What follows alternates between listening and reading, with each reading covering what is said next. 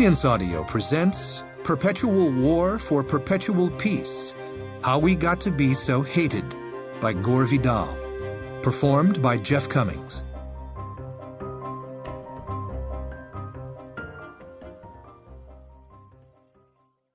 Introduction. Gore Vidal. It is a law of physics, still on the books when last I looked, that in nature there is no action without reaction. The same appears to be true in human nature, that is, history. In the last 6 years, 2 dates are apt to be remembered for longer than usual in the United States of amnesia. April 19th, 1995, when a much-decorated infantry soldier called Timothy McVeigh blew up a federal building in Oklahoma City, killing 168 innocent men, women, and children. Why? McVeigh told us at eloquent length, but our rulers and their media preferred to depict him as a sadistic, crazed monster, not a good person like the rest of us, who had done it just for kicks. On September 11th, 2001, Osama bin Laden and his Islamic terrorist organization struck at Manhattan and the Pentagon. The Pentagon junta in charge of our affairs programmed their president to tell us that bin Laden was an evildoer who envied us our goodness and wealth and freedom. None of these explanations made much sense, but our rulers for more than half a century have made sure that we are never to be told the truth about anything that our government has done to other people, not to mention, in McVeigh's case, our own.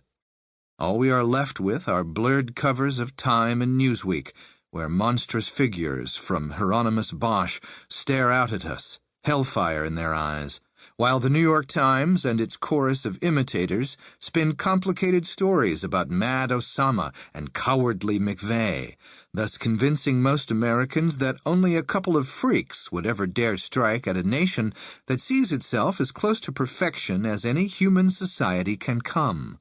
That our ruling junta might have seriously provoked McVeigh, a heartland American hero of the Gulf War, and Osama, a would-be Muslim defender of the faith, was never dealt with. Things just happen out there in the American media, and we consumers don't need to be told the why of anything. Certainly those of us who are in the why business have a difficult time getting through the corporate-sponsored American media, as I discovered when I tried to explain McVeigh in Vanity Fair, or when, since September 11th, my attempts to get published have met with failure. Another silenced September voice was that of Arno J. Mayer, Professor Emeritus of History at Princeton, whose piece entitled Untimely Reflections was turned down everywhere in the United States, including by The Nation, where I have been a contributing editor for many years, and where my untimely reflections on September 11th were also turned down. Mayer published his piece in the French newspaper Le Monde. He wrote, in part, "Until now, in modern times, acts of individual terror have been the weapon of the weak and the poor, while acts of state and economic terror have been the weapons of the strong. In both types of terror, it is, of course, important to distinguish between target and victim. This distinction is crystal clear in the fatal hit on the World Trade Center. The target is a prominent symbol and hub of globalizing corporate financial and economic power.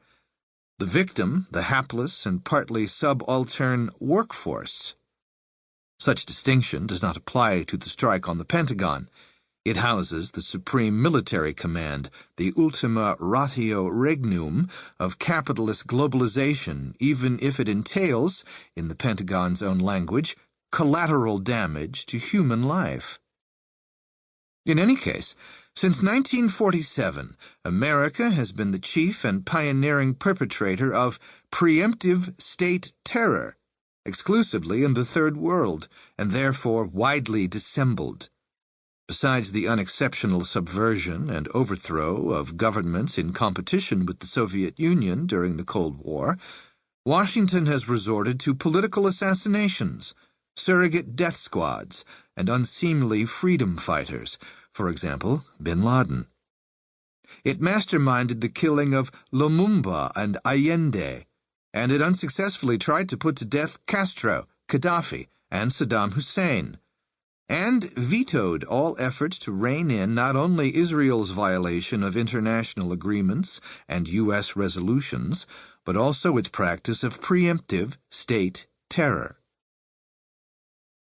I should point out that Le Monde is a moderately conservative, highbrow publication and, for decades, a supporter of Israel.